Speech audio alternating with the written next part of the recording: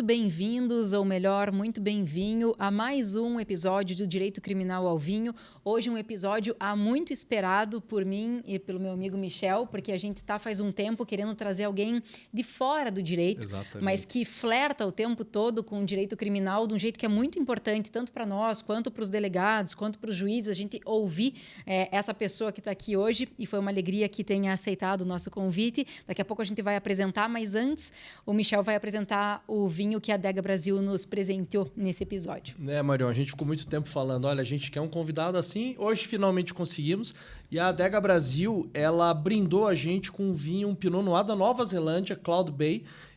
Eu tomei um gole desse vinho, para quem gosta daquele vinho mais estilo geleia, de frutas vermelhas, esse é o cara.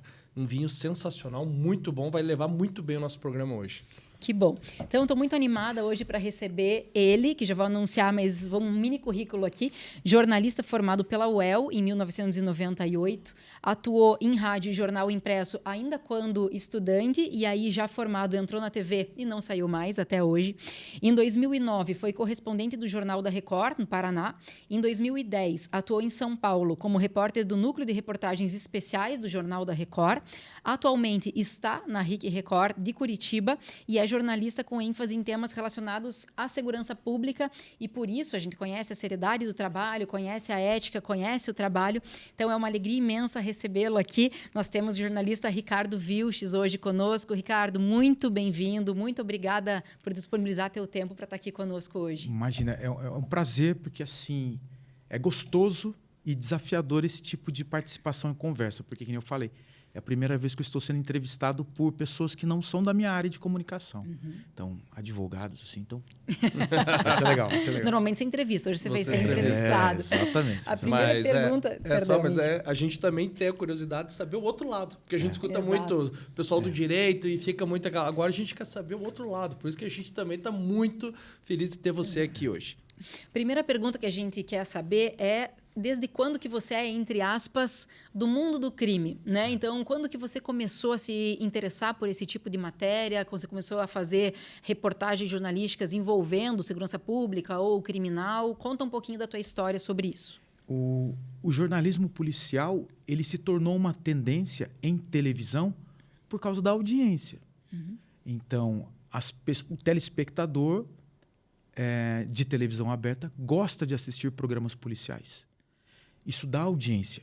Então, algumas emissoras elas decidiram focar a programação, ou boa parte da programação dela, nesses programas. Aqui em Curitiba, o horário nobre da televisão é o horário do almoço, onde as famílias se reúnem para almoçar ali do meio-dia até as 2 horas da tarde. E se você ligar a televisão nesse horário aqui em Curitiba, você vai ver programas policiais. Curitiba, em qualquer cidade. São Paulo, Rio de Janeiro, todas as cidades são assim. Então, eu lembro muito bem quando mudou essa chave para a minha função, quando eu estava ainda em São Paulo.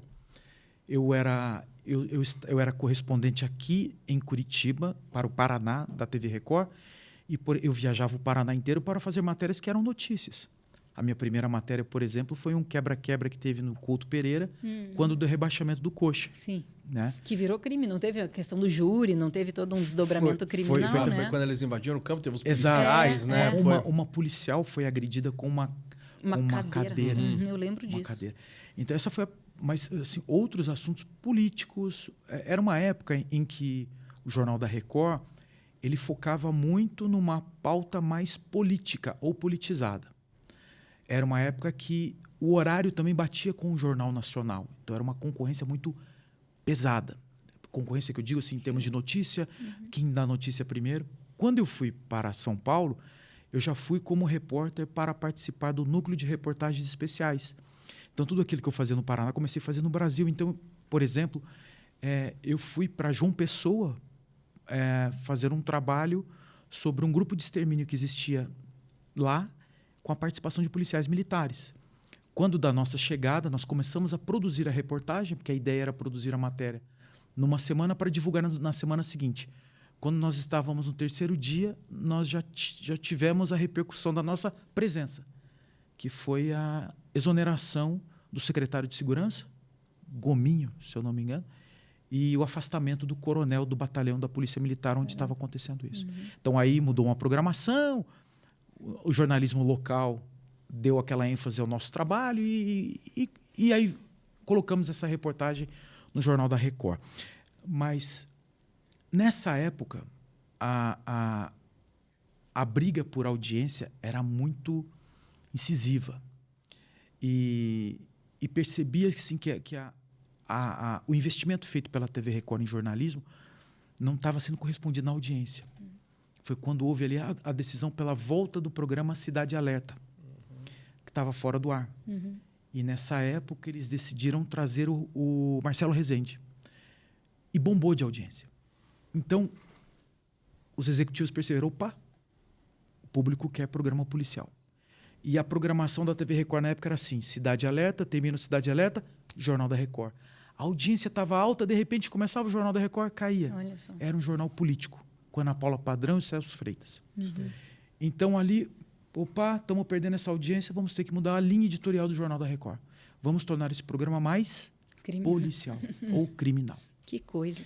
E ali, nesse momento, o núcleo que eu trabalhava, que eu gostava tanto de trabalhar, foi desfeito, por uma questão de custo também.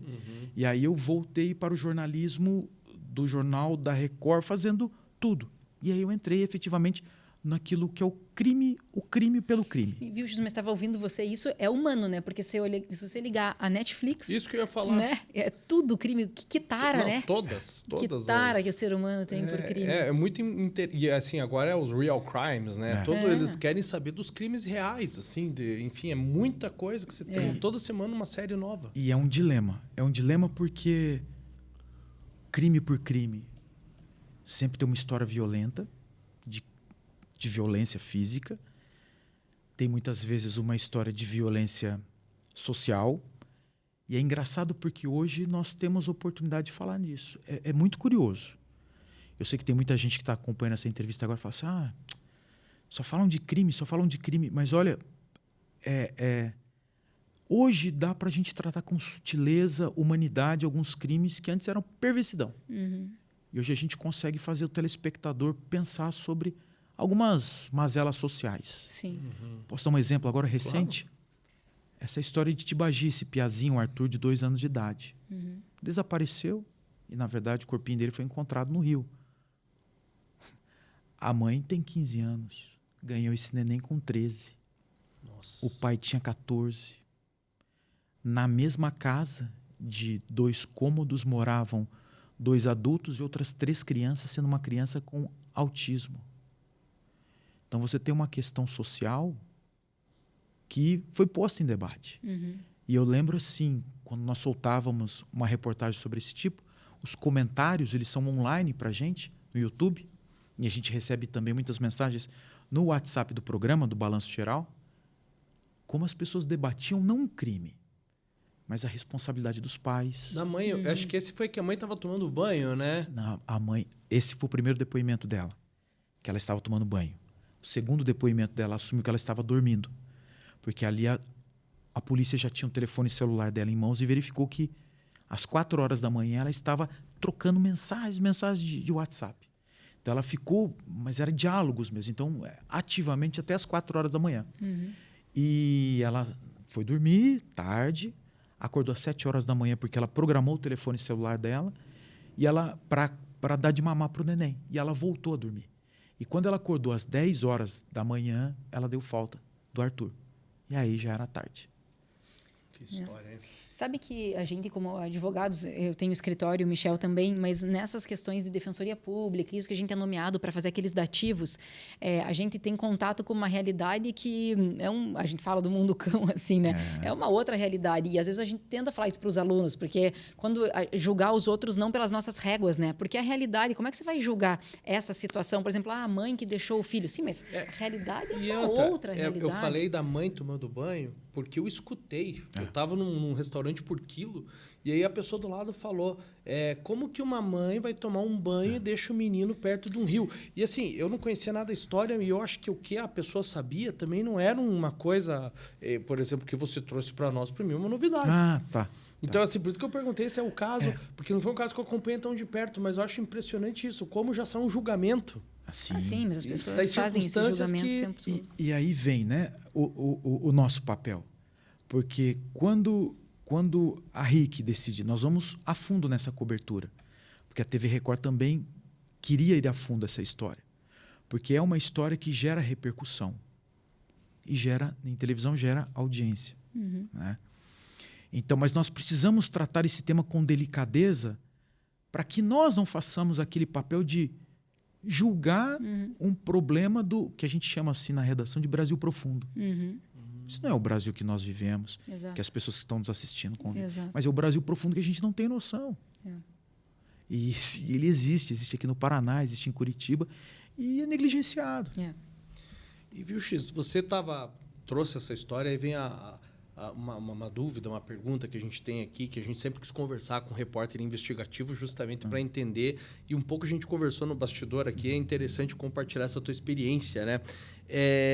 A diferença essa atividade do repórter investigativo, ou que nem você falou, olha, um repórter especial que acaba indo a fundo de determinadas histórias e acabou sendo lançado nessa questão da violência, que acaba sendo algo que a TV viu que ela quer explorar. E aí o repórter investigativo, essa questão da fonte, como que funciona a fonte oficial? O repórter investigativo começa a ver, opa, mas a fonte policial tem alguns furos. Como que funciona isso? Os limites dentro disso, quando você tem aquele conflito com a atividade policial, é muita coisa, assim, e aí a gente quer ouvir você sobre isso. Vamos falar primeiro sobre o chamado jornalismo investigativo, né? Porque não é uma disciplina ou uma especialização dentro da minha área. Eu sou bacharel em comunicação, habilitado em jornalismo. Vou fazer uma pós-graduação em jornalismo investigativo? Não há. Não há uma disciplina. Na minha época, então, não havia mesmo. Eu sou de 94, né? 94. Mas a minha geração, e eu estou falando uma época que a UEL, o curso de jornalismo era o segundo mais disputado na UEL. Só perdia para medicina. Durante muito tempo foi, né? Então, assim, a minha geração, a minha sala de aula, eu lembro que nós vivíamos assim ainda aquelas sombras do caso Collor. Então, isso que eu ia falar. falar. Que é 1992. Eu lembro do jornalista que o Cabrini descobriu onde estava o PC Farias. Um jornalista descobriu. Então, assim, aí... por isso que é legal, né? Um outro profissional provocar isso no jornalista. Daí eu fui atrás para... Porque nós não temos, assim, o que é o jornalismo investigativo. Eu lembro que, quando foi criada a Associação Brasileira de Jornalismo Investigativo, houve uma palestra, uma apresentação da associação na UEL. E eu estava presente. E eu lembro que nessa reunião, um dos jornalistas chamados para dar uma palestra, ele nos apresentou num quadro negro o Google, numa época em que a gente recorria muito ao Yahoo para fazer as buscas pela internet. Bom, mas voltando a essa questão.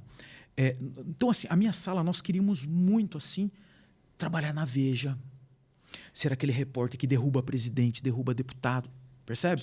Então, era uma geração engajada nesse propósito de fazer o tal do que hoje a gente chama de jornalismo investigativo. Só que ninguém tinha noção.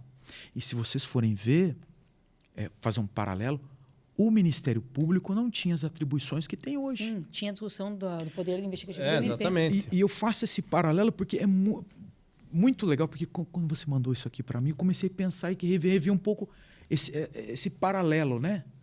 E Londrina, onde eu morava, eu sou de Londrina, sou da UEL, e onde eu comecei a trabalhar, nós vivíamos um caso muito interessante, que era um escândalo de corrupção na prefeitura, administração Antônio Bellinati, envolvendo desvios de dinheiro de duas autarquias, uma equivalentes à URBS aqui em Curitiba. E aquela investigação que começou com uma promotoria, era uma promotoria especial. Promotoria de Patrimônio Público. Sim. Começou a crescer com a PIC, com a chegada de mais um promotor para a PIC. E que no meio dessa investigação virou GAECO. E eu estou falando de 3 promotores que todos conhecem. Começou com o Bruno Galati, que hoje está aqui em segunda instância, o TJ, o Cláudio Esteves, que é o coordenador geral do GAECO, e o Leonir Batiste, que também foi coordenador do GAECO. Então, eram esses 3 promotores de justiça que começaram esse trabalho, que movimentou a sociedade civil de Londrina, que cobrou as autoridades por providências, porque a imprensa não noticiava esse escândalo. Essa é uma outra parte, vale outro podcast, esse tipo de assunto. Mas eu lembro que na rádio onde eu trabalhava na Rádio CBN. A Rádio CBN, existiam 2 veículos, a Rádio CBN e a TV Tarobá. Eram os únicos veículos que davam margem para essa cobertura. E isso trouxe consequências. A prefeitura quase conseguiu caçar o registro da Rádio CBN, quase conseguiu tirar a CBN do ar. E como eu era o repórter estudante, eu estava no meu 2º ano de faculdade. E como eu comecei, aquele idealismo do estudante colocado em prática na rádio, com chefes maravilhosos que eu tive os 2 meus grandes professores, era o Stélio Feldman, que era editorialista da Folha de Londrina também, e o Paulo Biratã, que também era o chefe do caderno de polícia da Folha de Londrina. Então, eles davam aquele suporte para essa moçada, para a gente poder trabalhar.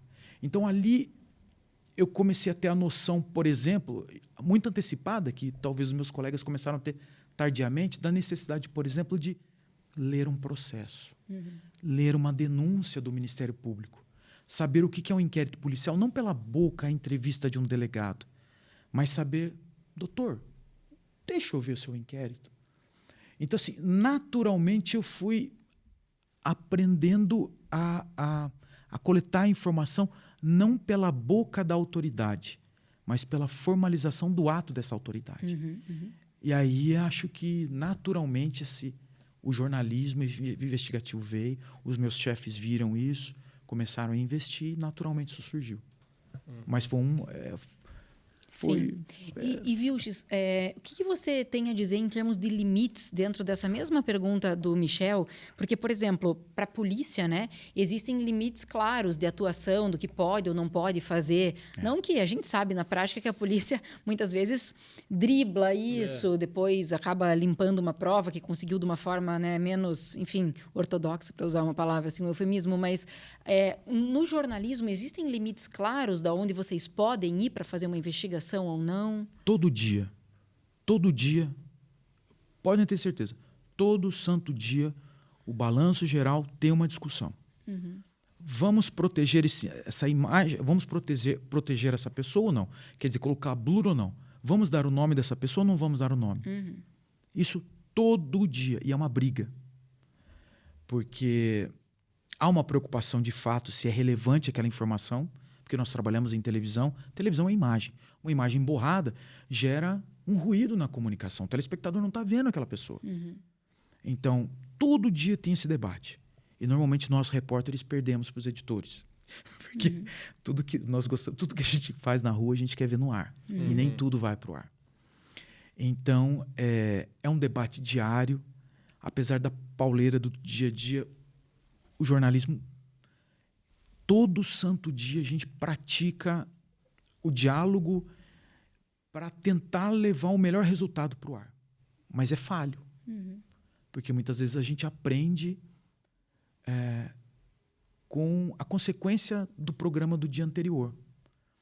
Então, isso tem muito a ver também com confiar numa investigação da polícia, confiar numa entrevista de uma autoridade ou de um advogado. Hoje está tudo muito maduro dentro do jornalismo, que o advogado que dá entrevista para mim, ele tem os interesses dele. O delegado também. Exato. E é preciso fazer um filtro. Né? E aí também vai o trabalho do jornalista, do repórter, de saber exatamente, realmente isso aqui é relevante? Isso aqui, por exemplo, é verdade? Ou ele está me enrolando? E faz parte. Até porque vocês aqui em Curitiba, Paraná, enfim, já vão tendo um histórico dessas pessoas também, tanto as autoridades quanto os advogados. A gente sabe que existem advogados que gostam mais ou menos de aparecer, autoridades que gostam. Então, também isso para os jornalistas vai ficando muito evidente, né? Essa história da fonte é interessante também, porque as minhas melhores fontes não dão entrevista. As minhas melhores fontes, assim, dentro do direito, principalmente, são aquelas pessoas que falam: essa aqui é a chave do Projude. Isso é fantástico. Pega esse pendrive, está tudo aqui. É um acesso. Conclui por você mesmo. Sem vá que atrás. Vá atrás. E essa é a melhor fonte que tem. E assim, a fonte, a confiabilidade da fonte. Porque a gente fala muito no direito em confiabilidade de prova. E hoje é uma discussão muito... E essa questão da confiabilidade da fonte. Porque, como você disse, a fonte tem o seu interesse. E, às vezes, você tem até mesmo questões, por exemplo, hoje em dia, você vê autoridades...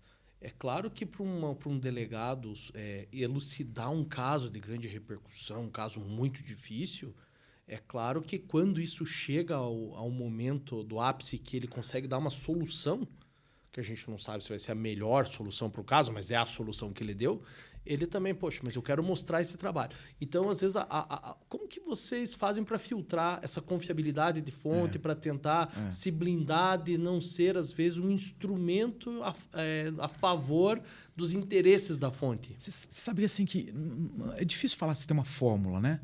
E talvez o que eu pense aqui seja diferente de um colega.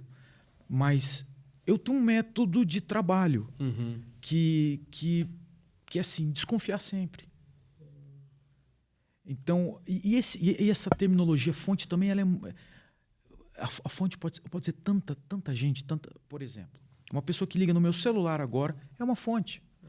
Uma pessoa, por exemplo, o senhor vai ser uma fonte para mim. A senhora vai ser uma fonte para mim. E tem outra fonte, a fonte que eu conheço. De olhos fechados, eu sei que essa pessoa ela vai me passar uma coisa, opa, essa eu confio. E tem. Então, percebe? São escalas de fontes, né? Mas, de qualquer forma,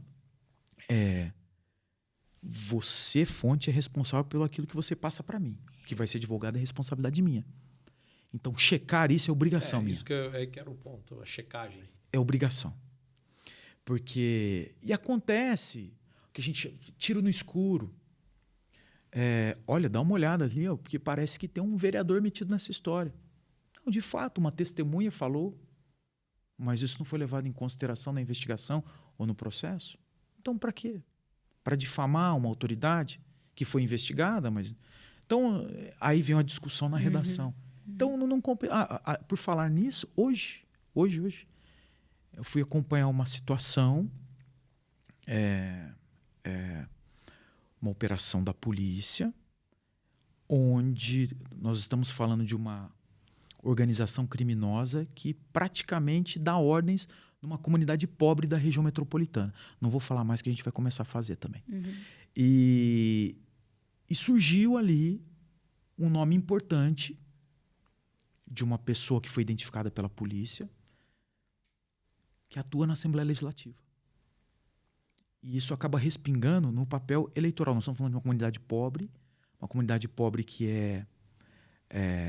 tem votos, e esse personagem ele atua diretamente nessa comunidade pobre. Então, aí veio o debate, mas espera lá. Esse agente político sabia da atuação desse assessor parlamentar? E nós já chegamos à conclusão que não.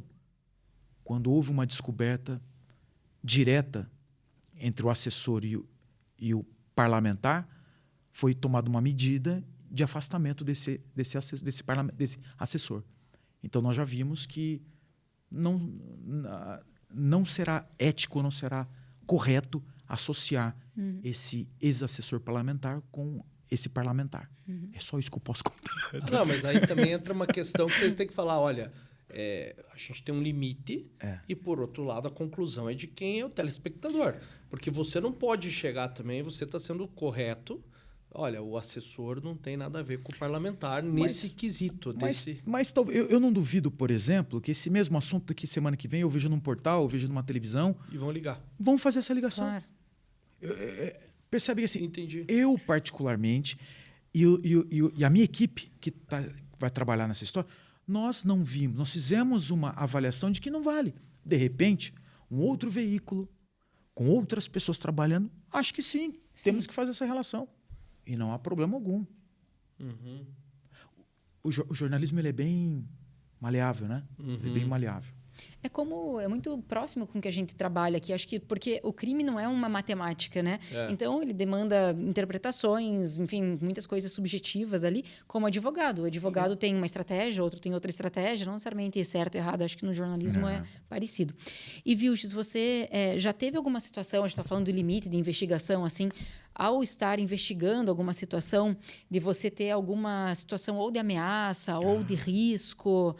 Você já se deparou com alguma situação assim? Sim, várias. É Aqui em comum Curitiba, isso no jornalismo investigativo? infelizmente, porque a profissão do jornalista ela já foi mais, vou dizer assim, respeitada, né? Hoje em dia é uma profissão desacreditada por causa da atuação dela. A imprensa livre incomoda. A imprensa livre que pergunta o que quiser para publicar o que quiser incomoda um secretário de segurança, incomoda um governador, incomoda um prefeito, incomoda um advogado. Incomoda. Então, desacreditar a figura...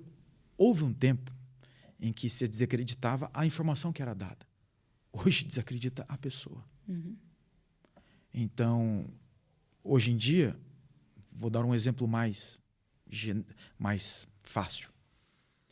Houve um tempo que se criticava a reportagem do Jornal Nacional. Hoje se critica a TV Globo. Tudo que vem de lá não presta. Eu acho que também a rede social contribuiu bastante para isso, né? Porque esse processo de você só ver aquilo que está de acordo com o teu pensamento, que acaba o algoritmo... Eu imaginava, assim, no começo eu achava legal, eu falei, nossa, que bacana a rede social, porque ela vai servir como um fiscal do nosso trabalho. E eu me enganei. Não é fiscal. Está deturpando o nosso trabalho. A rede social, ela amplia um problema, por exemplo, a denominação de fake news. Há uma confusão. O jornalista erra. Nós erramos. Talvez até a gente tenta não errar, mas a gente erra, nós erramos. Então, vou dar um exemplo. Eu vou falar aqui assim, doutor Wilson. Chamou de Wilson? Não, acho que não é esse exemplo. Mas assim, eu errei uma apuração. Ao invés de falar 30 mil, eu usei 300 mil. Fake news. Não é fake news. É um erro jornalístico que foi corrigido ou vai ser corrigido. Fake news é inventar uma história. Já sabe de antemão que aquilo é verídico. Exatamente. Então, sabe, essa confusão. Então, assim, na rua, que as pessoas fake news, mas as ameaças. Quando eu vim para Curitiba, em definitivo, em 2013, estava estourando um caso assim que não era para eu entrar, acabei entrando, que era o desaparecimento da Tainá, em Colombo. Esse caso deu repercussão, porque envolveu caso de tortura, prisão de policiais, guardas municipais, a necessidade de intervenção da OAB, a necessidade de intervenção do Ministério Público numa investigação policial. Vários delegados passaram por essa investigação e o jornalismo foi o ponto de partida disso tudo. E nesse período eu lembro que o meu trabalho estava mirando muito ainda, questionando o trabalho da delegacia do Alto Maracanã. E eu me lembro muito bem a situação. Gente, essa história é bizarra. É um case também para a Secretaria de Segurança Pública, porque é um exemplo de como não se fazer um inquérito. E eu lembro que eram tantas as informações sobre como foi o processo de assassinato dessa guria, com base no que foi dito pelos 4 que foram presos pela polícia, que a cada momento, e era a cada momento mesmo, a cada 10 minutos eles mudavam de versão, porque a cada 10 minutos eles estavam dando uma entrevista para uma rádio, para um portal, para uma televisão. Foi quando... E eu lembro que São Paulo ligou para mim e falou assim, viu, o portal Terra está dando que eles deixaram o corpo da menina num formigueiro. Você não gravou isso, eu quero que você grave isso. Eu falei, mas... O editor de São Paulo, né? Eu falei, mas o delegado não falou isso para mim, nem os presos. Não, mas eu quero isso, que isso é forte. Aí eu falei, pera, mas você não disse para mim, disse pro Terra, que loucura é essa? Teve ou não teve? Aí eu começo a duvidar. Teve ou não teve? O que eu fui fazer naquela correria que estava? Porque o que era esse momento? Os 4 estavam presos. Os 4 foram levados para a mata, junto com uma população toda, para procurar o corpo. Rádio ao vivo, equipe de televisão no mesmo local. Foi horrível, um troço bizarro. E ali eu falei, calma aí. Se aquele cara preso fala uma coisa para esse veículo, fala para outro, o que ele falou para a polícia? E aí foi quando eu fui lá com o delegado. Falei, delegado, o que ele falou para o senhor? Não, nós vamos pegar o depoimento, eu já peguei o depoimento. Me passe, por favor, o papel Não, papel é sigilo. Eu falei, não é sigilo. Imagina. Tudo menos Eu preciso sigilo ver o nesse depoimento. O que ele falou para o senhor no papel. O senhor gravou? Não, pegamos ali o escrivão. Então me deu o papel. Não, não vou dar o papel. A partir dali eu falei, não dá para confiar. Não dá para confiar. E era uma cidade ainda... Eu estava chegando em Curitiba. E eu não sabia como funcionava. E ali, a partir desse episódio, as minhas matérias começaram a botar esse ponto de interrogação sobre o trabalho da investigação. Será que é isso mesmo? E foi quando eu fui uma vez na delegacia e lá estavam 2 investigadores e o chefe de investigação. Eu cumprimentei os 2 e de dentro da delegacia saiu um policial, já me tocando para fora. Falei, ok, perfeito, não quer falar comigo, tudo bem, mas não precisa agir assim comigo. Ok. Encontrei esse mesmo policial num evento no Canal da Música, onde eu fui atrás do secretário de segurança na época para uma entrevista. A hora que eu cheguei lá, eu estava esperando um momento para fazer uma entrevista, ele estava junto numa roda de policiais e ele falou alto para que eu ouvisse, eu e o cinegrafista. Eu não sei como é que esses caras da televisão, eles não têm medo de andar por aí. Porque esses caras estão sempre em alta velocidade, uma roda pode soltar, um pneu pode estourar. Aí eu confrontei esse policial. Falei, o que você está querendo? E a partir dali eu comecei a receber telefonemas no meu celular e na televisão. Nessa época eu estava na Rede Massa. E ali houve uma preocupação. Eu levei o caso para a minha chefia e a chefia acionou também os meios necessários para falar o que estava acontecendo. E eu, por 2 dias só, eu saí um pouco da história, depois eu voltei. Mas esse foi o caso, foi o primeiro aqui em Curitiba, mas não foi o único. Não foi o único. E às vezes essa ameaça é mais direta, como esse teu caso, e às vezes a gente tem as fontes anônimas e tem umas ameaças anônimas também. Tem no Instagram, tem, mas eu levo a sério tudo quanto é tipo de ameaça. Eu não desmereço. E todas elas eu procuro tomar providências. Primeiro, dependendo do caso, eu levo conhecimento de colegas, porque eu também tenho amigos na polícia. Sim. Né? Apesar de as pessoas acharem, você não gosta... Não. Eu não gosto da polícia corrupta. Eu não gosto do policial bandido. O policial correto sempre será bem-vindo e necessário. Então, por isso que eu falo, eu tenho amigos na polícia. Esses policiais, eles me ajudam assim a fazer uma identificação e também orientar sobre o que está acontecendo. Infelizmente faz parte. E quando você, assim, as pessoas se descobrem, você já teve assim, não precisa, claro, falar nomes, mas uma grande decepção, por exemplo, fechou. Tinha uma pessoa que você falou, cara, eu não esperava isso dessa pessoa que está me ameaçando aqui. Já teve alguma coisa assim que você, nessas tuas investigações, que você fala, olha, eu quero saber quem está me ameaçando, você fala, nossa, eu não esperava isso dessa pessoa? Não, porque essas ameaças partem de casos pontuais, né? Recentemente também a Polícia Federal fez a divulgação de uma operação sobre, a partir do Porto de Paranaguá, a entrada de metanol no Brasil, a possibilidade de adulteração de combustível em postos aqui em Curitiba. Foi divulgada uma lista e ali houve uma cobrança que a gente noticiasse, falasse sobre essa lista de postos. Essa é outra história interessante também, porque houve um portal aqui em Curitiba que deu o nome desses postos. E eu fui cobrado pela minha chefia por que eu não tinha dado essa lista, que eu era o repórter da história. Eu falei, eu não dei porque essa lista ela envolve outro critério. A Polícia Federal não tem atribuição para saber se o combustível é adulterado ou não. A Polícia Federal está investigando lavagem de dinheiro. Então, esses nomes desses postos em Curitiba dizem respeito a fisco. Não dizem respeito à qualidade de combustível. Quem tem que averiguar isso são uma ANP da vida. E a ANP não fez essa checagem. E tanto é que briguei ali, insisti e deu certo. Porque depois, isso foi num sábado, na segunda-feira, o sindicato dos donos de postos, os donos de postos já estavam falando, poxa, vocês divulgaram o meu posto nessa lista como adulteração de combustível, sendo que eu já não sou mais dono, porque o comércio de combustível é bem diferente, né? Você tem o dono do ponto, você tem o dono da conveniência, você tem a pessoa que é dona do terreno. Então, a Polícia Federal não esmiuçou isso, não era atribuição. Então, por isso que surgiram nomes de postos tradicionais em Curitiba de uma forma errada, jornalismo errado. Sim. Então, nesse episódio, houve para chegar ao ponto, né? As pessoas falam, jornalista, por que agora você não vai lá e divulga o nome desses postos? Na internet você tem essa pressão, né? Deem os nomes e tal. Porque tá levando quanto do dono de posto? Então, às vezes assim, eu fico...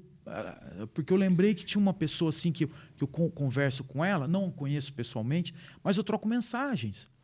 E eu falei, até você, deixa eu te explicar como é que é, por que a gente não está noticiando. E é isso que eu acabei de dizer, não é o momento. E sabe, viu, você estava falando isso, estava pensando na nossa profissão ali na advocacia criminal, o que a gente vê às vezes, uma notícia, e claro que é a obrigação às vezes do jornalismo dar a notícia, chegou daquela forma, um advogado procurou, deu a informação, mas a repercussão que tem hoje com essa ampliação, né, essa amplitude de rede social de coisa, você, enfim, tem um impacto gigantesco na vida de alguém, né? Então, é uma questão de responsabilidade mesmo fazer essa apuração que você está dizendo.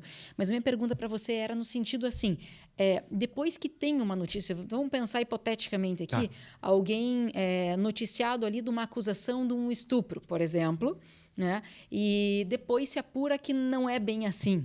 Como é que a gente faz isso para corrigir? Porque fato é que tem lá o rosto da pessoa, escrito estupro embaixo.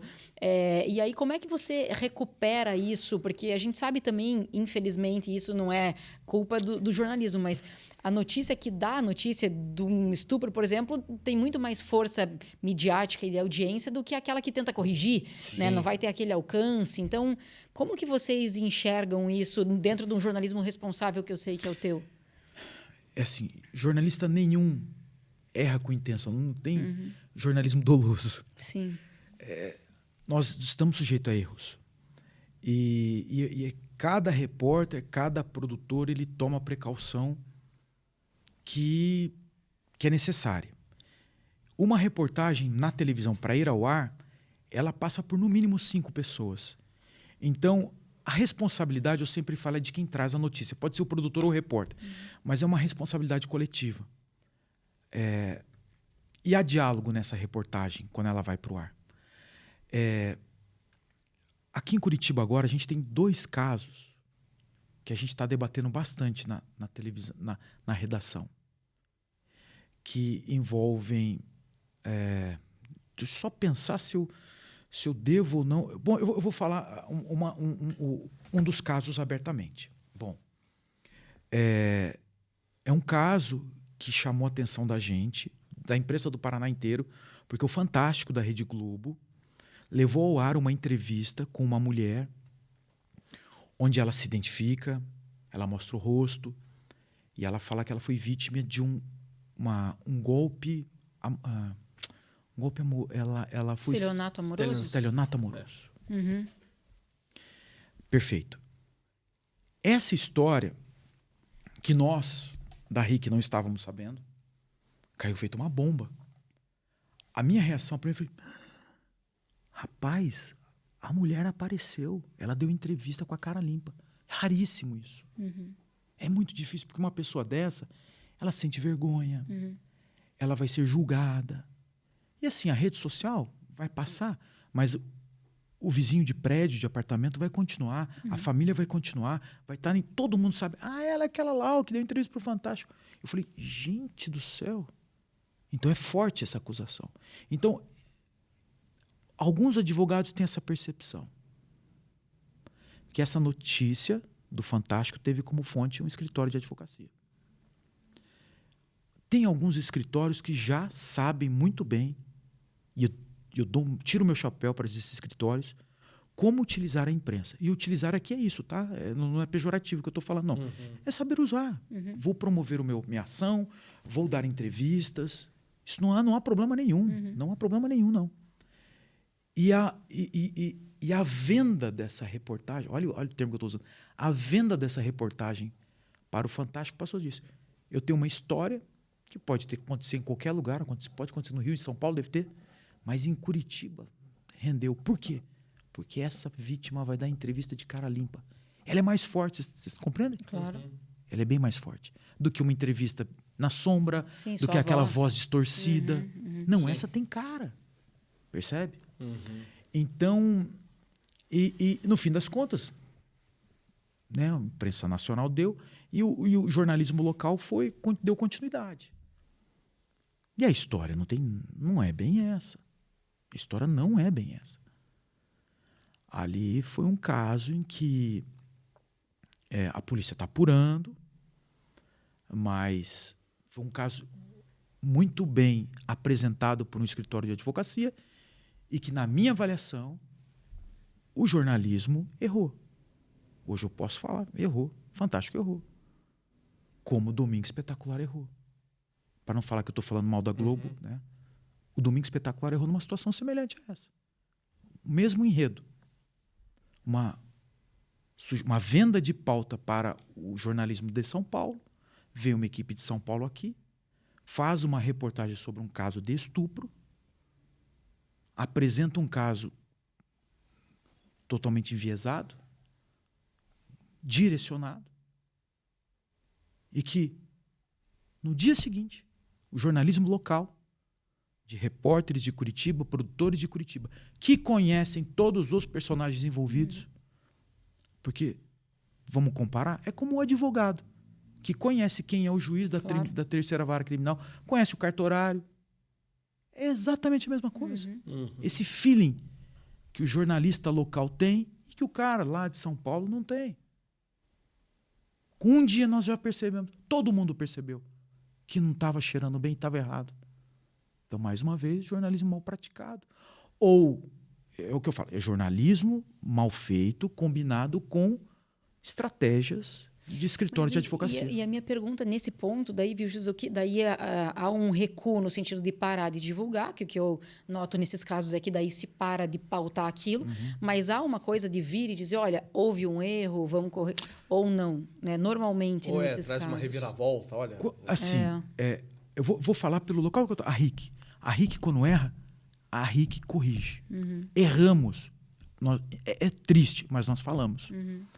Nesses dois casos específicos, o Domingo Espetacular e o Fantástico não vieram ao público falar que erraram. Mesmo porque são casos ainda em análise. Um está ainda com a polícia, o outro já virou processo. É isso, né? É isso. Então, assim, não sei. Não sei se vai vir a público. Eu acho que não, porque são propostas diferentes. Talvez isso... Não sei mesmo. E viu, X, Talvez sobre para as afiliadas. Vai sobrar para uma RPC, vai sobrar para uma RIC.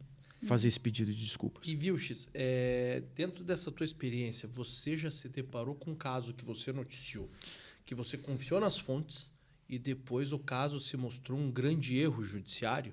Algo... essa semana no mundo jurídico, por exemplo, tem um caso que ficou famoso, que foi o caso da quadra 113 Sul, lá de Brasília, que o sujeito ficou 15 anos preso. E o processo foi anulado porque considerou-se que a confissão dele foi obtida de uma forma completamente absurda. Isso que você está falando é interessante, né? Porque você está falando, viu, que você vai na fonte judicial e lê, mas o judiciário erra. Né? O judiciário e aí, então, erra. Você já se deparou com uma situação dentro da tua experiência profissional que você olhou e falou, caramba, realmente aconteceu isso e... No primeiro, esse caso específico dessa mulher que se disse vítima de estelionato amoroso, eu fui o repórter que entrei nessa história na segunda-feira. Na segunda-feira, eu já fiz uma primeira reportagem sobre esse assunto com base no que foi apurado pelo Domingo Espetacular. E ali eu errei. Porque não foi uma apuração minha. Aí depois eu continuei nessa história e fiz uma outra reportagem na terça-feira, onde eu corrigi, já com uma apuração local, ouvindo outras fontes. Ali eu já cheguei para minha chefia e falei, erramos mesmo. Erramos feio. E aí corrigimos. Acontece. Mas Mas alguma coisa essa assim, escala, assim... muito tempo... Não, mas não às vezes Não. uma escala, mas muito tempo depois, uma história que você cobriu, que você E que tinha... mudou? Que às vezes você chega lá 2, 3 anos depois, às vezes já está em Curitiba. Nossa. E eu acho que isso também é uma outra pergunta interessante para o Vilges pensar, que é você acompanha os desdobramentos dessas investigações que você faz? Alguns sim. Outros não. Teve um que eu queria ter acompanhado mais. A história da Elise Matsunaga. Sim. Essa foi uma história interessante porque a história da fonte, né? Eu estava de plantão quando Você é jornalista em lá São Paulo. em São Paulo, a época que você foi repórter especial da Isso, TV Record. eu já estava no jornal da Record. Tá. Não era mais desse núcleo, esse núcleo foi extinto. Tá. Mas as pessoas que participavam do núcleo continuaram trabalhando lá. Só que daí, quando a gente sai, o núcleo é assim, nós tínhamos tempo, que é o sonho de todo jornalista. Tipo, um repórter viajar, que foi o meu caso. Tipo, eu fui para Salvador acompanhar uma operação da Polícia Federal que durou 3 dias. Eu fiquei 5 dias fora para trazer uma reportagem de 2 minutos. Hoje não existe mais, é muito custo. Então, esse investimento é difícil. Mesmo uma TV Record, é difícil ter. Mas aí eu lembro que eu estava no plantão de sábado. E aí um colega meu, baita produtor, cara, tá rolando um sequestro. Tô apurando aqui, fique esperto, tá rolando um sequestro. Eu falei, tá bom, mas do quê? Cara, é um cara grande, é um herdeiro. Eu falei, tá bom, o que você quer que eu faça? Vá pra delegacia, vá pra antissequestro. Sabadão eu fui pra delegacia antissequestro, tava chegando lá, falou, cara, corre no escritório do advogado. Acho que, deixa eu ver, doutor Durso. Não tem problema falar? Sim, não, sem problemas. Corre lá que ele vai te ajudar. Tá bom. Então, nós já sabíamos que havia uma queixa na polícia, a polícia estava se movimentando para falar do desaparecimento do então marido do Ioki, o herdeiro da O Ioki. herdeiro da Ioki, eu não lembro Estava o nome dele. desaparecido. Então, já se trabalhava com a possibilidade de sequestro. E sequestro não existia, não tem mais sequestro no Brasil. Ainda mais uma pessoa tão visada assim. E aquilo não pareceu, sabe? Mas sequestro? Aí esse meu produtor falou, olha, o advogado da família vai falar com a gente. Aí foi o doutor Flávio Dulce. Ele é presidente da OAB, Foi né? presidente da OAB. Eu não sei se São anos ou Paulo, depois. acho que Foi da OAB São Paulo. Sei que ele estava desesperado, porque ele estava ali fazendo aquele gerenciamento de crise. E num primeiro momento, ele deu uma informação errada, sabidamente errada para a gente, porque ele confirmou o sequestro. Porque ele sabia que o protocolo de jornalismo da TV Globo, da TV Record, era não noticiar mais sequestro. Foi um acordo que foi feito com a Secretaria de Segurança de São Paulo lá atrás. Então ele sabia disso. Que segurar. Que nós não iríamos noticiar. Porém, esse meu produtor, ele falou, não é sequestro. Porque ele teve da fonte dele na delegacia de que aquilo não era um sequestro. Ele falou, não teve resgate. Já tem 3 dias, não teve resgate. Nós quebramos sigilo, ele já tinha todas as informações. E aí veio o dilema. Sábado à noite tinha Jornal da Record. E ele estava em casa, né, e eu estava na redação. O chefe do Jornal da Record naquele fim de semana não é o chefe dos dias convencionais. Eu falei, e aí, gente? O que a gente faz? Vamos noticiar ou não vamos noticiar? A polícia não se manifestava oficialmente, a família não se manifestava oficialmente, mas nós tínhamos uma baita de uma apuração mostrando que o herdeiro da Ioki estava desaparecido e que uma fonte da polícia disse que não era sequestro. Como acreditava. Difícil, né? Com um risco ali de, não sei se atrapalhar uma investigação ou de colocar ele em risco. Sabe qual era o nosso medo? Jornal Nacional da antes. Entendi. Sim. Entendeu? Mas ali fez a opção de não noticiar, porque estava tudo muito obscuro vago. ainda. E aí, no domingo, houve um confronto. Esse mesmo produtor voltou, ele estava de folga, ele estava na praia, ele voltou para São Paulo e nós fomos até o advogado. Doutor, estamos sabendo que... Então, gente, eu falo, desculpa, né, eu agi dessa forma porque nós sabemos que a investigação é outra. Nós estamos atrás ali, parece que é um caso envolvendo a namorada dele, a mulher dele. O quê? Então, ali a gente já estava sabendo da história. Aí virou o que virou, né? Aí virou o que virou. Caramba. É. E viu, X, no direito a gente tem um princípio assim que é o contraditório, né? Como que funciona em termos de contraditório para vocês no jornalismo? É uma praxe sempre abrir a palavra para ouvir? Então vocês vão dar uma notícia, procura-se a outra parte, dá a oportunidade de falar. Tem situações em que isso não acontece? Tem um critério para quando acontece ou quando não acontece? É uma pergunta interessante porque cada caso é um caso. Por Só exemplo, posso complementar? diga. Só, Mário, desculpa, Claro. mas só para... Porque o que eu tenho notado, tá, nas matérias, enfim, é que assim, existe a forma como a notícia ela é dada e, ao final, o que dizem os envolvidos. Sim. Então, acho que só para complementar, Mário, se na hora da elaboração da notícia, vocês consideram essa... Assim, eu tenho as fontes, Tá. mas eu vou contraditar para fazer a notícia, Tá. ou eu vou dar a notícia e depois, se tiver Abrir uma outra parte, eu abro uma oportunidade, né? oportunidade para ela ser... Por exemplo, vamos falar da casa a Lava Jato, né? A Lava Jato, você cita nomes do banqueiro, você cita o nome dos deputados. E aí, lá no final da reportagem, quando o telespectador já dá aquela relaxada da reportagem, aí volta para o apresentador fala: nós procuramos o deputado. Exatamente. Né? Isso é praxe. Não, sim. Mas sabe por quê? Para evitar o processo. Vocês não ouviram o meu cliente. Não, ouvimos sim. Procuramos, você não quis dar entrevista. Ou você falou tal coisa. Isso é uma formalidade jurídica que o jornalismo Uma adota. proteção. Exato. Particularmente, e tem a malandragem, porque hoje você tem... Os escritórios têm assessoria de imprensa, os governos têm assessoria de imprensa, todo mundo tem assessor de imprensa. E qual é a malandragem que existe hoje? Os assessores de imprensa, eles sabem que televisão tem um deadline. E esses caras protelam ao máximo essa resposta, achando que vão fazer com que a gente deixe de noticiar.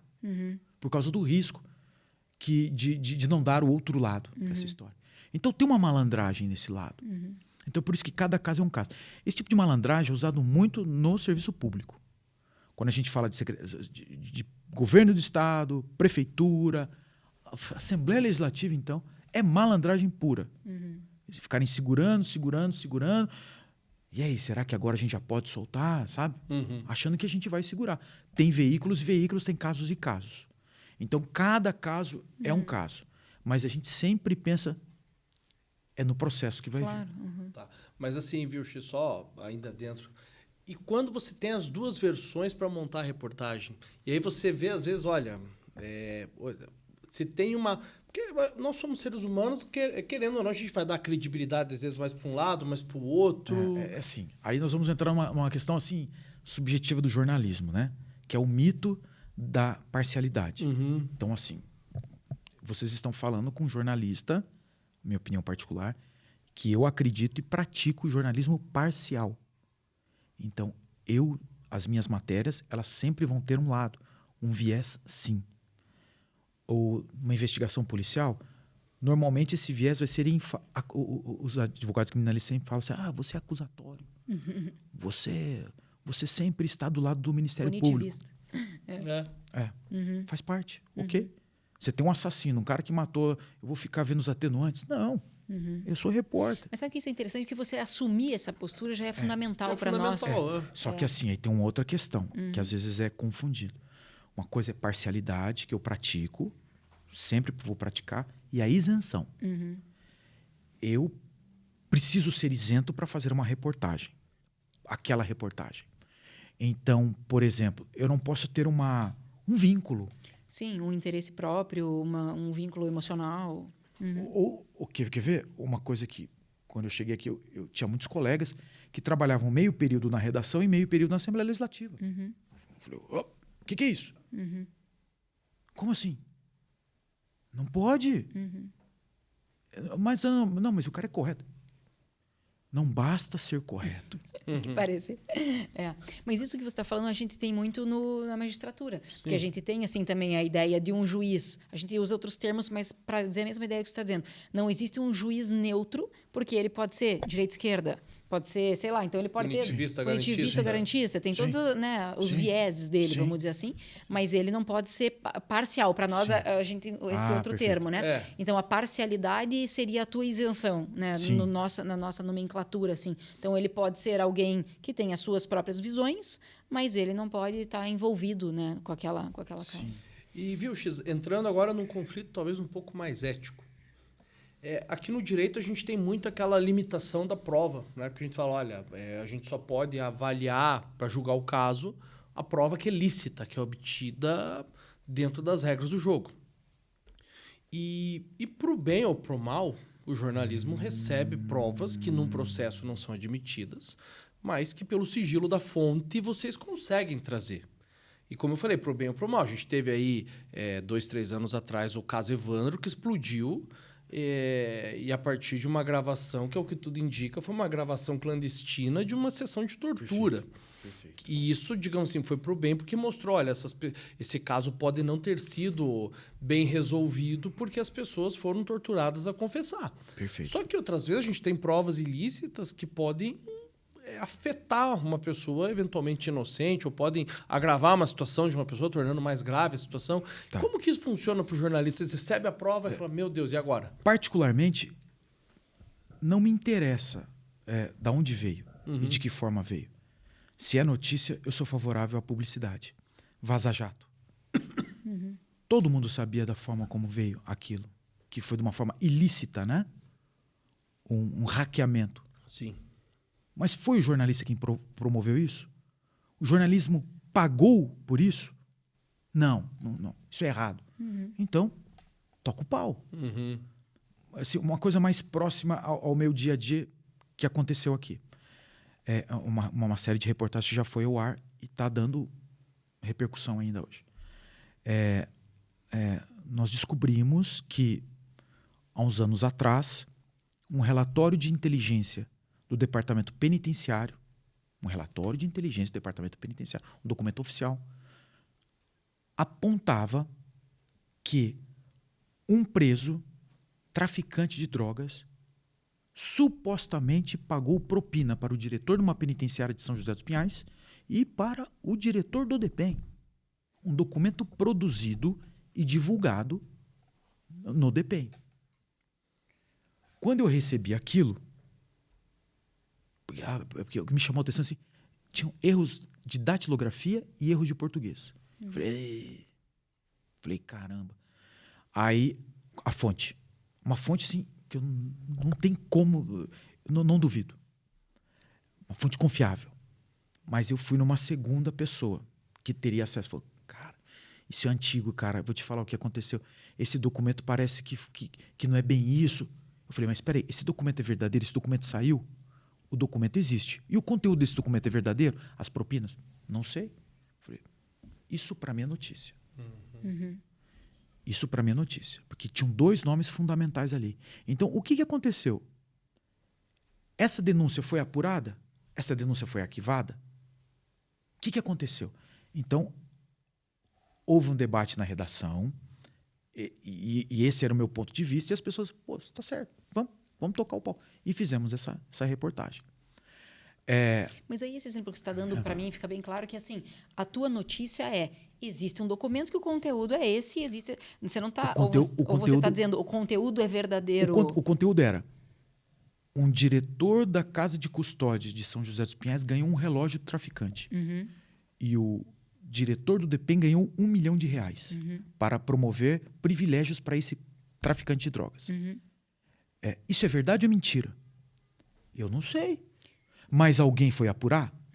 Qual é o procedimento, qual é o protocolo do DEPEN quando o serviço de inteligência recebe isso? Mandar para quem? Mandar para a Secretaria de Segurança? Acionar o Ministério Público? Fazer o quê?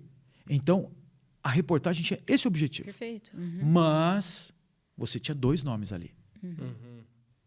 E esses 2 nomes, como? Como é que você vai noticiar um troço desse? E aí surgiu uma coisa que eu nunca tinha passado.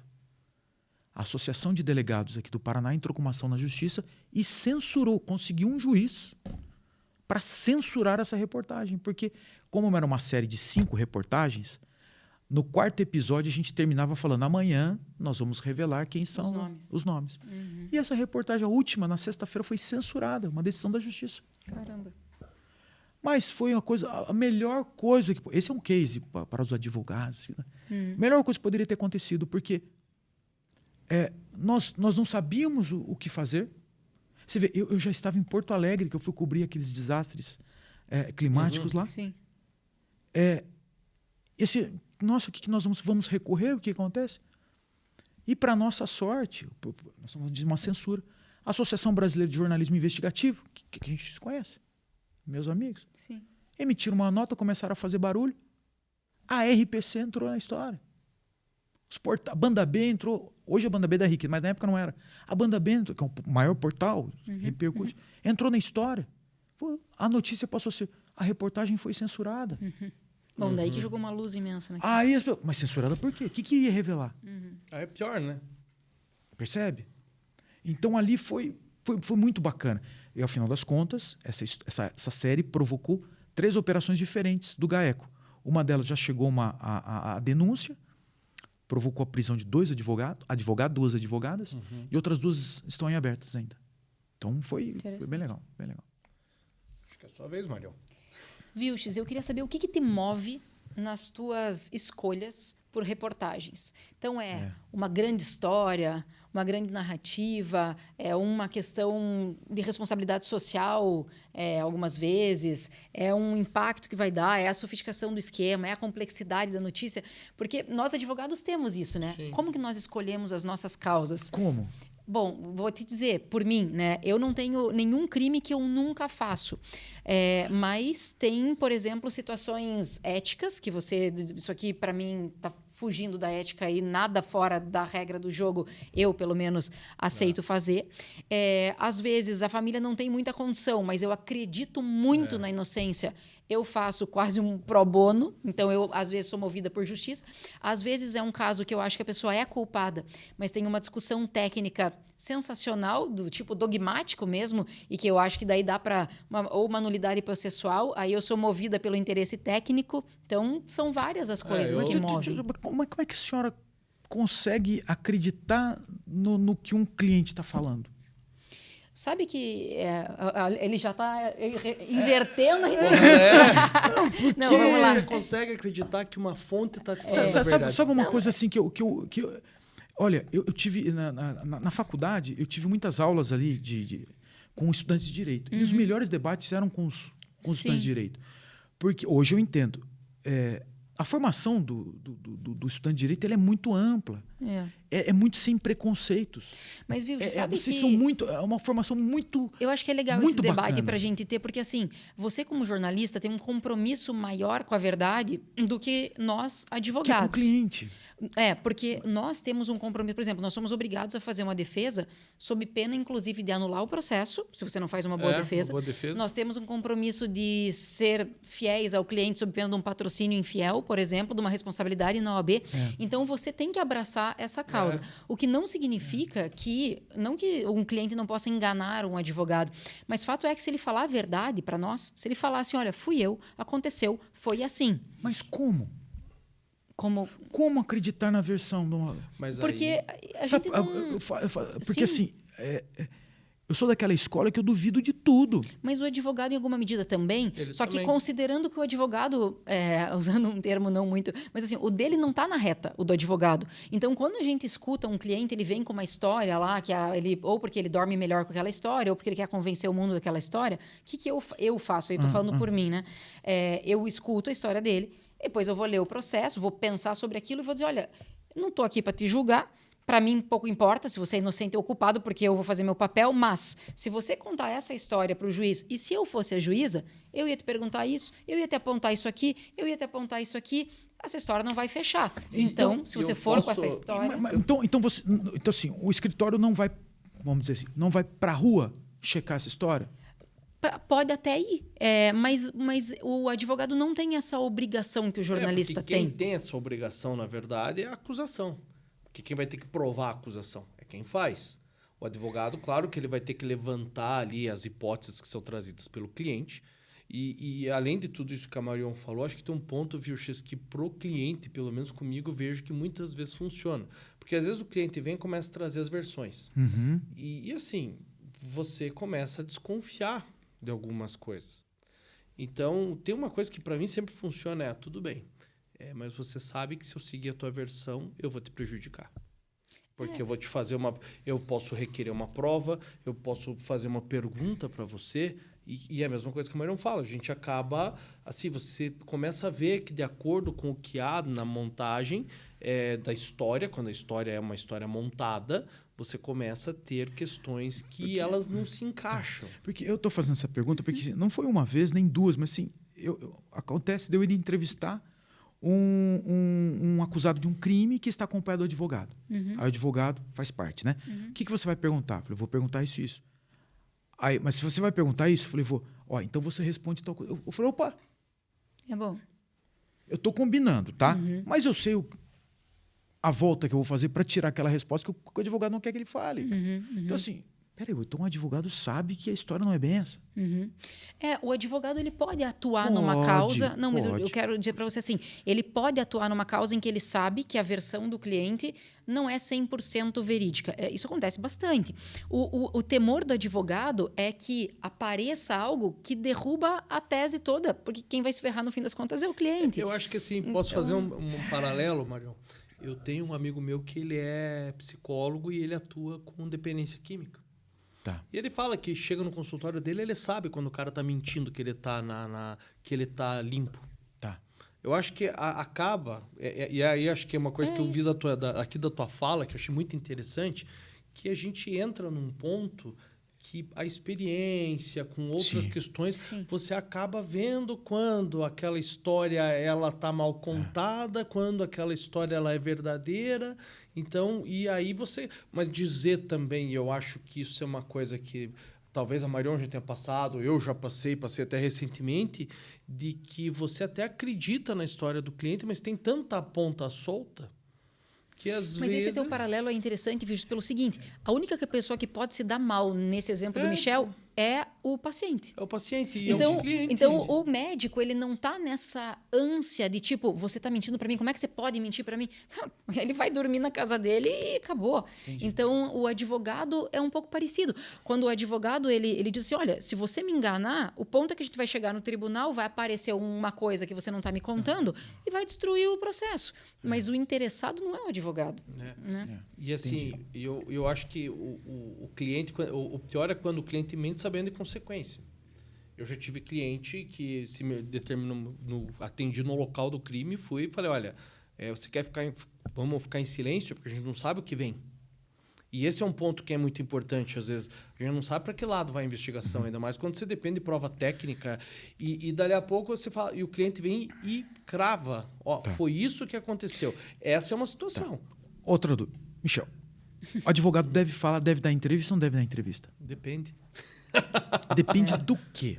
Depende assim, primeiro depende do conhecimento da causa, de que, na minha visão, pelo menos, né? Fala aqui por mim. Defesa é defesa, tem que ser feita. Tem que ser feita. Porque o tribunal do júri na televisão está sendo feito. Sim, então, a gente já escutou isso de um convidado nosso aqui, e esse até um dia eu e a Marion, antes de um programa, a gente estava discutindo exatamente sobre isso, que assim, eu acredito que a Marion, a gente tem um perfil um pouco parecido, apesar de trabalhar em escritórios diferentes, assim, essa questão da exposição junto à imprensa. Porque você tem que estar assim, você tem uns aspectos, só que depende muito da confiança que você tem na versão que o teu cliente traz. Porque às vezes, viu, você tem que lembrar também o seguinte, o cliente contrata, mas ele não confia em você.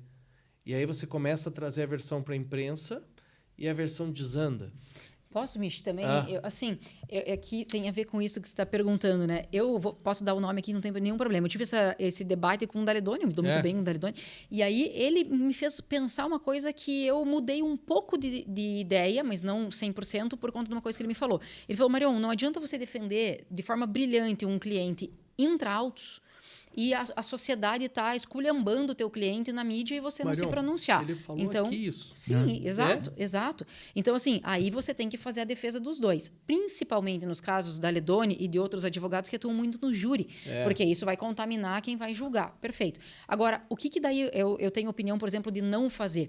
Eu não gosto de advogado que instrumentaliza o cliente.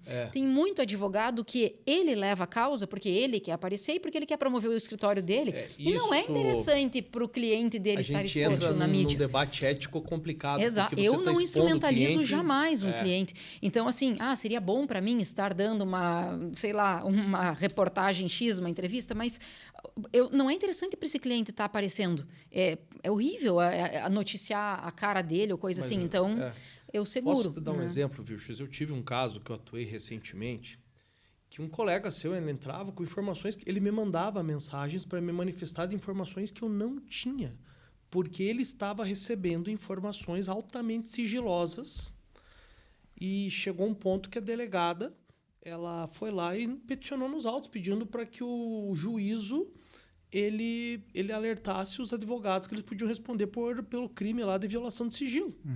E aí a gente peticionou nos autos e falou, olha, primeiro que as informações são todas ruins para o meu cliente, então por que eu ia publicar isso? Então, investiga outra pessoa. Né? E depois, dentro da convivência na delegacia, eu vi que, na verdade, as informações eram espalhadas, eram de uma pessoa da própria delegacia. Né? Não sei quem era, era uma pessoa específica que eu escutei, mas eu não vi quem era.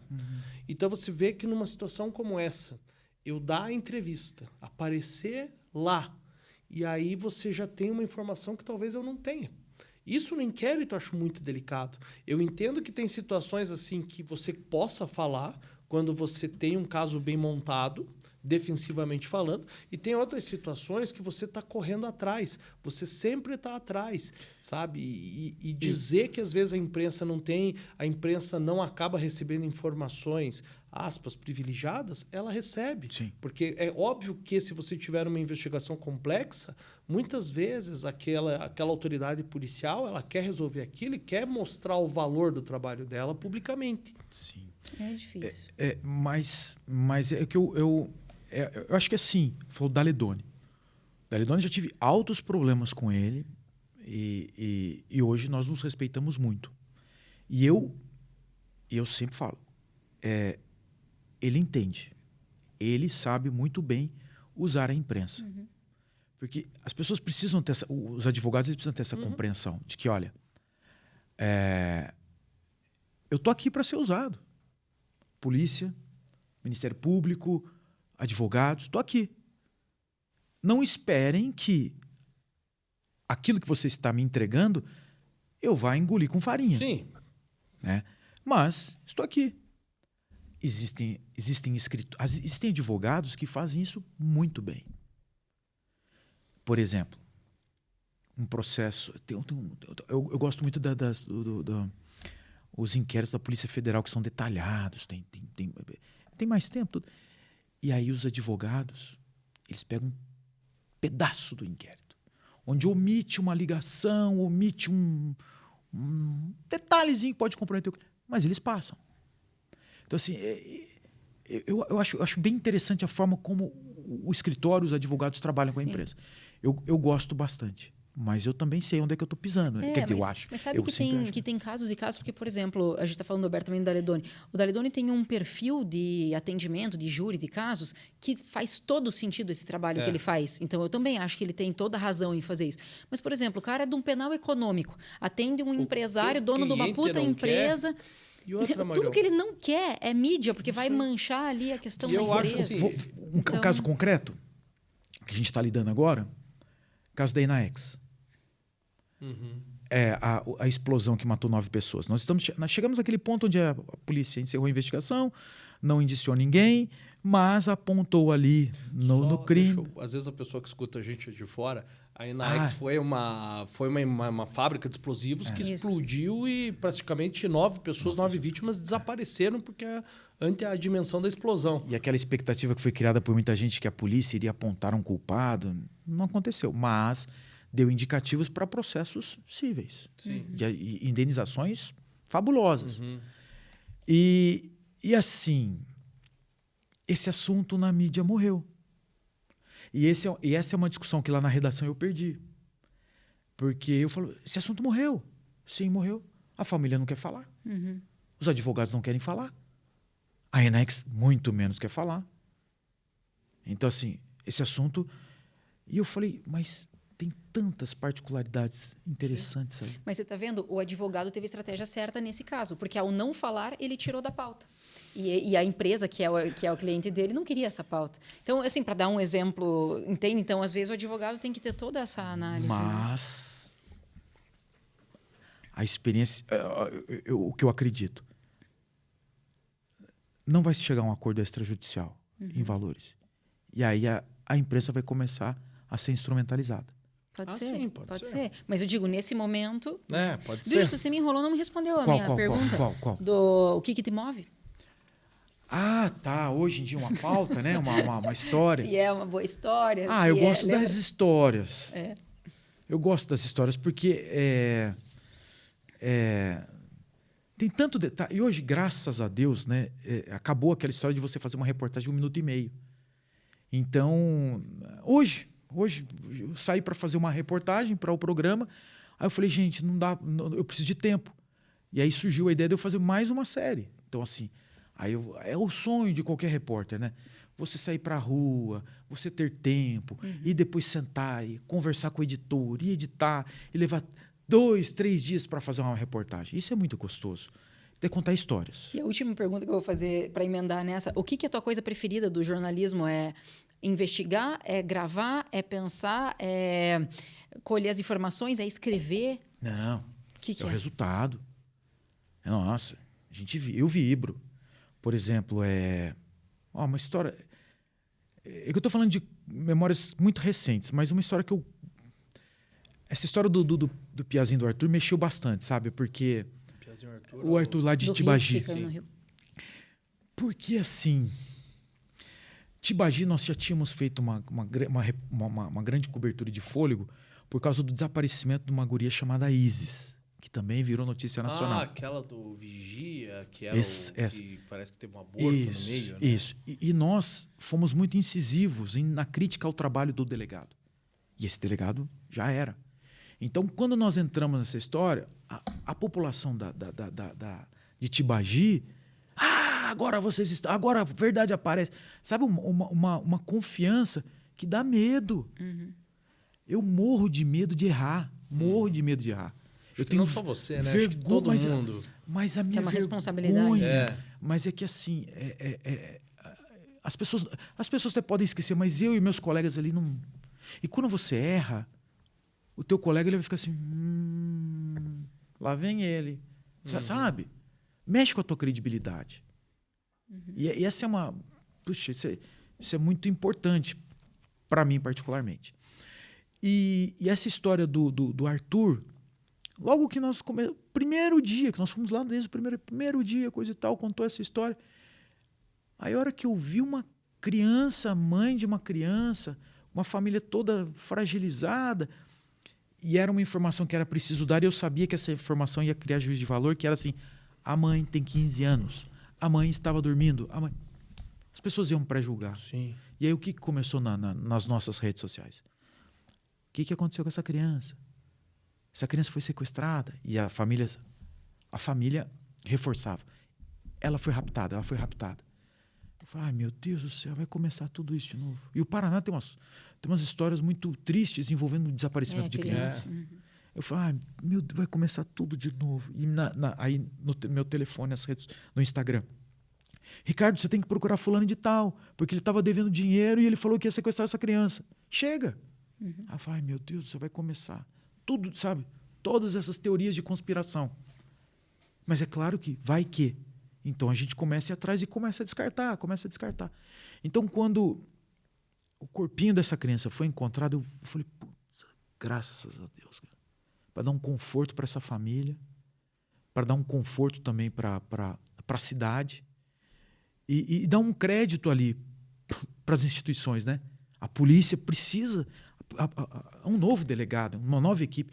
Eles precisam construir credibilidade para a população voltar a acreditar neles.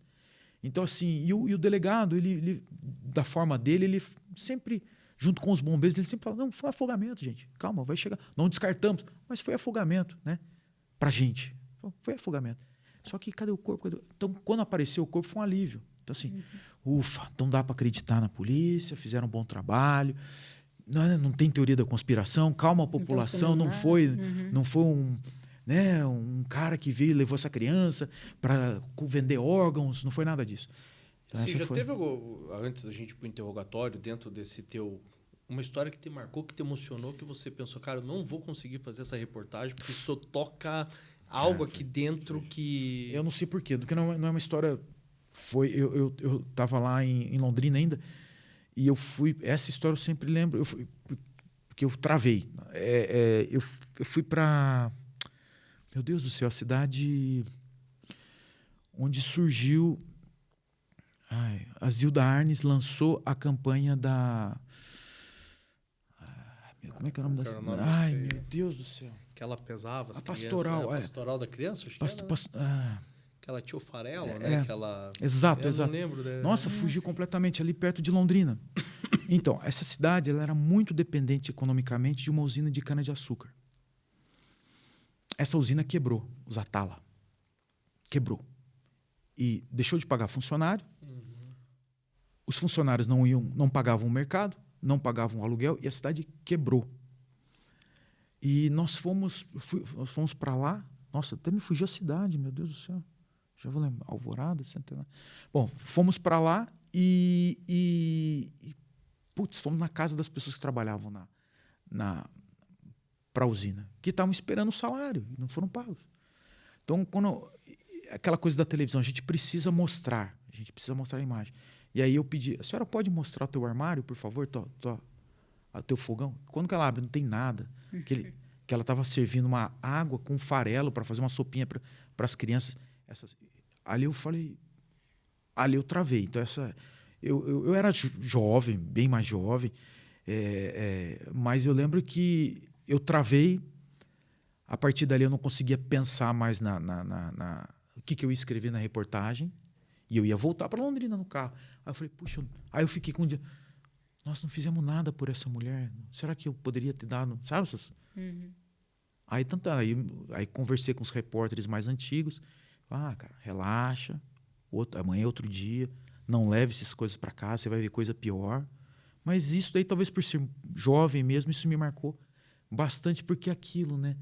Eu ainda tinha aquele idealismo de que o repórter, o jornalista, ele é um agente transformador da sociedade. E ali eu não fiz nada. Só mostrei a desgraça do outro. Mas e não fiz nada. Mas não sei, né? Se serve de consolo tanto tempo depois, mas claro que é um agente transformador, porque você, ao mostrar essa realidade também, pelo menos ao noticiar, porque aquilo que a gente não sabe que existe no mundo, que não tem nome, isso não muda nada. Então, acho que falar sobre isso, né? Mostrar isso, a imprensa... E talvez isso tenha me marcado, porque depois veio a casca, né? Hoje em dia, né, a gente, com o tempo, tantas coisas que você vai criando um método de proteção. Mas não dá para deixar de se sensibilizar ao mesmo tempo. Né? Mas acho que isso é o ponto que o jornalismo ele toca muito na advocacia. Porque a gente tem até um mandamento do advogado que fala para você esquecer a derrota, que você for levar todas as derrotas. E as vitórias também. E as vitórias também. Mas se você for levar todas as derrotas para frente, vai chegar uma hora talvez se torne insuportável. Se você ficar só... embriagado com a vitória, você se torna um arrogante, você se torna... Então, essa humanidade é algo que é inerente, acho que a qualquer profissão, e é o que torna bonito, às vezes, os trabalhos, é o que vai te mover, né? Mas, Marion, agora a gente vai para o nosso interrogatório. Vamos para o interrogatório. Não sei se você já foi interrogado. Algumas, mas normalmente assim... Não me lembro. Estou bem instruído. Então, aqui você não tem direito ao silêncio e acho que você vai lembrar das respostas. A ideia é fazer um ping-pong, uma coisa mais rápida assim, dentro do que vem na sua cabeça. Vamos começar com um livro que te marcou. Foi o Notícias do Planalto, lá é antigão, né? Na época de estudante, porque eu tive... era para ser ping-pong, mas Está fundamentando a resposta. Porque eu tive o privilégio de conhecer muitas desses professores. Eu trabalhei com esses professores. Então, você lê o livro, depois você tem a oportunidade de conversar com o teu professor, por contar o que acontece. Então... Do Mário Sérgio Conte, eu li esse livro aí há muito tempo atrás. Então, assim... Tem a história de que ele ele pega o livro e atira no rosto de um colega de redação porque a matéria não estava do jeito que ele queria. Essa história é fantástica, é muito mais legal ouvir dele do que está no livro. Então, é muito, muito, muito legal. E um filme que você indicaria para todo mundo? Assista. Então, esse eu lembro que tem muitos, mas tem um que é um filme banal, mas é o Clube da Luta, porque eu, antes de assistir o filme, eu li o livro, que é de um jornalista turco. E eu achei o livro legal, mas o filme eu achei... Eu falei, o diretor ele foi tão... Ele teve uma interpretação tão diferente do que eu faria. E eu gosto muito de seriados e filmes, porque nas reportagens eu gosto de usar essa linguagem, sabe?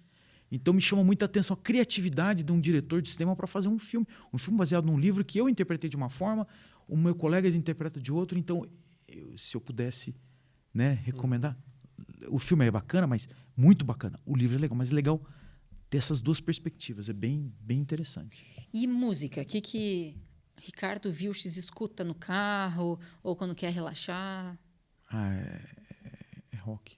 Rock? É rock. Eu gosto internacional, nacional? Aí dentro do rock eu gosto... Nacional eu gosto do Ira, do Titãs. Internacional eu gosto do Smiths, U2. Mas também gosto do AC/DC. Gosto, mas rock. Rock tá valendo. E um sonho realizado e um a realizar? Um sonho realizado. Aí eu vou voltar a falar Eu tinha um sonho que era trabalhar numa grande redação em São Paulo. Que era saber como é que a música tocava por lá. Talvez por ser um cara do interior, do Paraná, acho que muito tempo assim, eu fui assim meio que condicionado a achar que em São Paulo as coisas são muito melhores. E eu vi que não. Eu acho que antes de começar o programa eu estava falando porque eu ouvi de alguns advogados por ocasião da Lava Jato. Agora descobriram que Curitiba tem bons escritórios de advocacia. E eu falei, putz, eu comecei a adotar isso para minha profissão, porque eu trabalhei lá. Falei, Curitiba também tem bons jornalistas. O interior do Brasil também tem bons jornalistas. Então, e foi bom também porque eu tinha um jornalista assim da TV Record que eu li os livros, admirava enquanto vi o trabalho dele quando eu era estudante, e chegando lá eu me desencantei um pouco. Porque eu falei, olha, teoria é uma coisa, prática é outra. Então Nunca se aproxime demais dos seus ídolos. Já dizia. Puxa, foi bem... mas foi uma decepção. Foi uma decepção mesmo. Mas enfim. E um sonho por realizar. Um sonho por realizar. Um sonho por realizar. Dentro da profissão, assim... Ou fora. Não, talvez ter... Eu sou um cara muito idealista nessa área de jornalismo, sabe? Então, assim, promover mais os debates da cidade. Eu acho que essa é uma pergunta que eu não tenho resposta e eu tento sempre tirar dos colegas daqui. Curitiba é uma cidade tão rica, população tão grande, informada, mas a Curitiba consome muito pouca notícia do Paraná e de Curitiba. Eu acho uma pena hoje o curitibano, ele liga uma rádio, ele vai ouvir CBN, vai ouvir Band News, vai ouvir o sotaque carioca, o sotaque paulistano. Você não tem um jornal em Curitiba. As TVs restritas. Eu acho uma pena, porque a minha Londrina tem a Folha. A minha Londrina tem a Rádio Paiquerê, que é a gente ouve as notícias da cidade. Aquela cultura de fiscalizar a Câmara de Vereadores. Saber o dia a dia da Assembleia. Saber o dia a dia do Tribunal de Justiça, sabe? Eu falo... Então, assim, eu acredito em ter, de fato, um jornalismo... Não depende, e assim, deixar bem claro, não depende dos jornalistas. Depende do empresário. Sim. De comunicação. Sabe? abriu espaço para que o curitibano ele saiba exatamente o que acontece na cidade por inteiro e tem uma visão mais crítica do que aconteça na prefeitura, na Câmara de Vereadores, na Assembleia Legislativa, sabe? Porque a cobertura, nós jornalistas nós sabemos, é fraca, mas não é por culpa nossa, sabe? Então esse é um sonho de ver assim veículos mais fortes, não, sabe, sem depender tanto de programação de São Paulo e Rio de Janeiro, mas falar com sotaque curitibano, sotaque do Paraná e notícias daqui. Bom. Esse é um sonho. E um medo?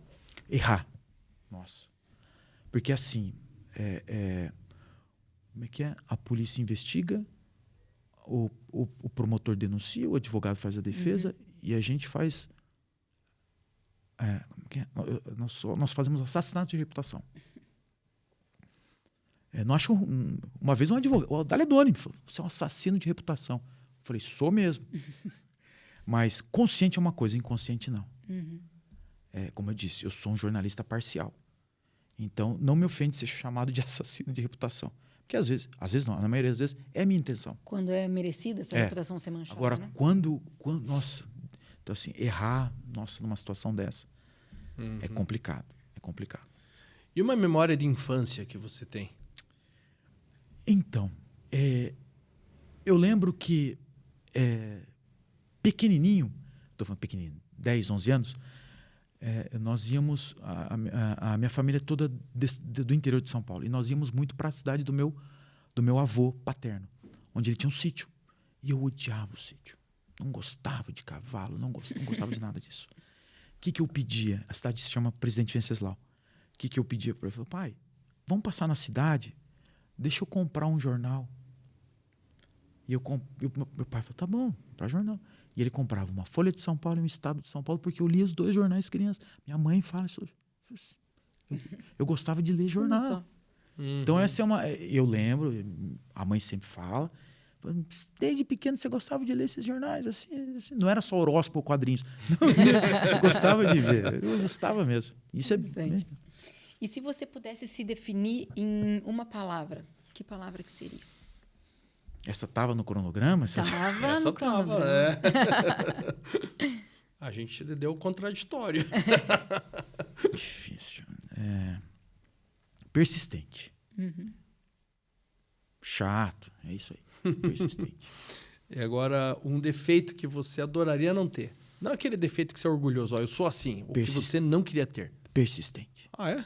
Eu sou chato. Meus colegas sabem. Putz, eu sempre... São sessões e sessões de terapia ali para tentar colocar um freio em algumas discussões que às vezes eu vejo desnecessário ficar retomando esse assunto. Mas a necessidade de ter a razão, sabe? E mostrar que, gente, podemos fazer melhor, sabe? Então, às vezes é desgastante. O jornalismo é muito desgastante. Um advogado, por exemplo, tem prazo para uma ação, mas tem prazo. Mês, semanas. O jornalismo nós temos horas, porque nós temos 4 programas por dia. Então, nós temos, em algumas situações, nós temos alguns minutos para fazer uma reportagem. É muito desgastante. É muito desgastante. E uma comida? Qual que é a comida que você mais gosta, Vilches? Carne. Carne vermelha. E uma curiosidade sobre Ricardo Vilches que ninguém sabe. Vamos dar uma notícia em primeira mão. É uma curiosidade.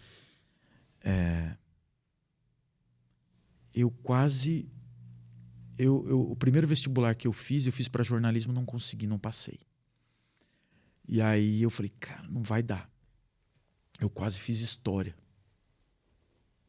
Aí eu tinha um professor, Geraldo, falou: pare, estuda aí que você tem que melhorar a tua nota, você vai fazer história. Você sabe o que faz história? E ele era professor de história. E ele falou uma coisa que até hoje eu carrego, assim: eu sou professor, eu estou dentro da sala de aula, o mundo está correndo lá fora. E eu estou aqui, sempre falando as mesmas coisas para turmas diferentes.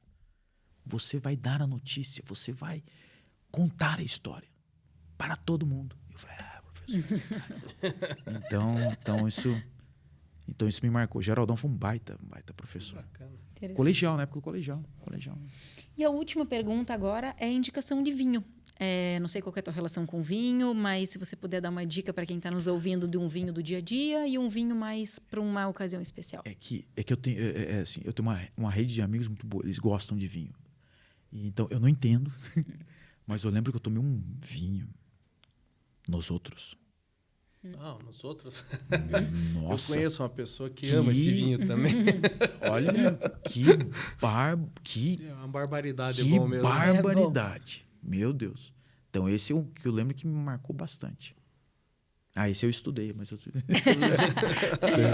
Muito bom. Então, com isso, encerramos. A gente quer agradecer mais uma vez, Wilde, tua presença aqui. Suei. Foi muito bom ter você aqui. Acho que é um programa que, infelizmente, tem 1 hora e pouco, porque a gente poderia ficar muito mais tempo conversando, porque numa dessas a gente chama você aqui na próxima temporada de novo para explorar perguntas que a gente não pôde explorar hoje. Mas obrigada pela tua presença. Obrigado pela oportunidade e aproveitar aqui o espaço para falar assim, jornalista não é inimigo de advogado. Pelo contrário, podem procurar, mandar mensagem. Adoro receber sugestão de pauta, que a gente vai atrás. Tamo livre. Tá ótimo. Advogados são excelentes fontes. Um brinde. Obrigada pela presença. Valeu, obrigado. Obrigada pela audiência, pessoal.